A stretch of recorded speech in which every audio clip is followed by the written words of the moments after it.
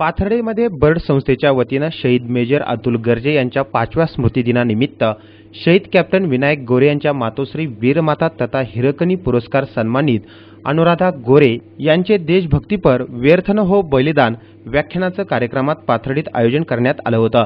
माधवराव निराळे खुले नाट्यगृहात हा कार्यक्रम संपन्न झाला।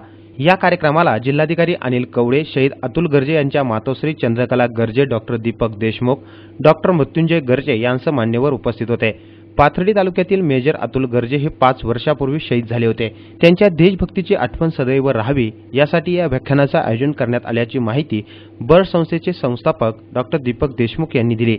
देशाला स्वातंत्र्य मिळूनही माणसानं काहीच मिळवलं नाही अशी खंत जिल्हाधिकारी अनिल कवडे यांनी व्यक्त केली। दुसऱ्याला फसवणाऱ्या लोकांचं प्रमाण वाढलं का कमी झालं? दुसऱ्याला त्रास देणाऱ्या लोकांचं प्रमाण वाढलं का कमी झालं? व्यसन करणाऱ्या लोकांचं प्रमाण वाढलं का कमी झालं? आम्ही काय मिळवलं? मला तुम्हाला विचारायचं आहे आता ह्या 4-5 प्रश्नांवरून आम्ही नक्की काय मिळवलं? देशाला स्वातंत्र्य मिळालं 1947 साली। अनेक पंचवार्षिक योजना आपण राबवल्या विकासाच्या दृष्टिकोनातून। आम्ही काय मिळवलं?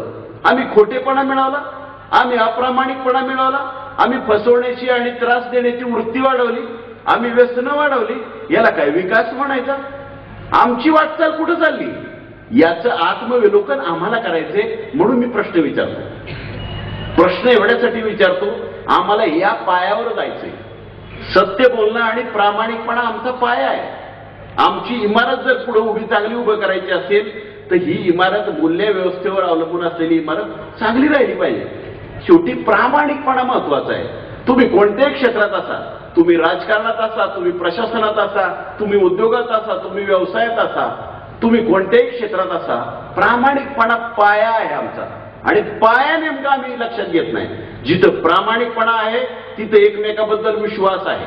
यावेळी शहीद कॅप्टन विनायक गोरे यांच्या मातोश्री वीरमाता तथा हिरकणी पुरस्कार सन्मानित अनुराधा गोरे यांनी व्यर्थ न हो बलिदान या विषयावर आपलं व्याख्यान उपस्थितांना सांगून आपली भावना व्यक्त केली।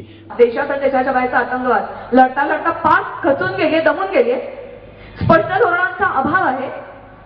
विरोधी पक्ष आणि सत्तेवरचे पक्ष धर्म राष्ट्र याच्यात गफलत करतायत।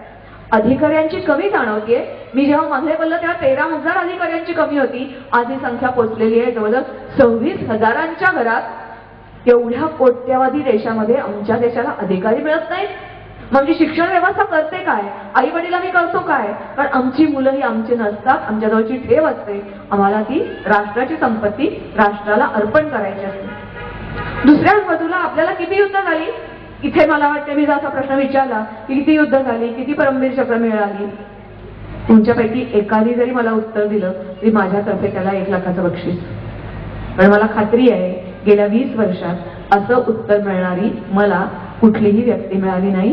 परमवीर चक्र विजेत्यांची नावं आम्हाला माहित नाहीत। आम्हाला शाहरुख खान, सलमान खान त्यांचे चित्रपट माहिती आहेत। सचिनने धावा किती काढल्या ते पाठ असतं। पण ज्या वीरांनी आपला परमोच्च त्याग केला आयुष्याचा त्यांची नावं आपल्याला माहिती नसतात। मला वाटतं हे कुठेतरी आपल्याला बदलायला हवं की आपल्या गावामध्ये आसपास अनेक आर्मी, नेव्ही, एअरफोर्समध्ये माणसं असतील, त्यांचा डेटा आपल्याकडे नाही। आपल्यात आणि परदेशात हाच फरक आहे की आम्ही कोणतेही लिखित रेकॉर्ड प्राप्त करत नाही। मौखिक ज्ञान फक्त एका पिढीकडून दुसऱ्या पिढीकडे देतो। या कार्यक्रमाला मोठ्या संख्येनं नागरिक उपस्थित होते। सी मूव्हीज एन न्यूज साठी प्रतिनिधी अमोल कांकऱ्यांसह कॅमेरामन मुकुंद लोहिया, पाथर्डी।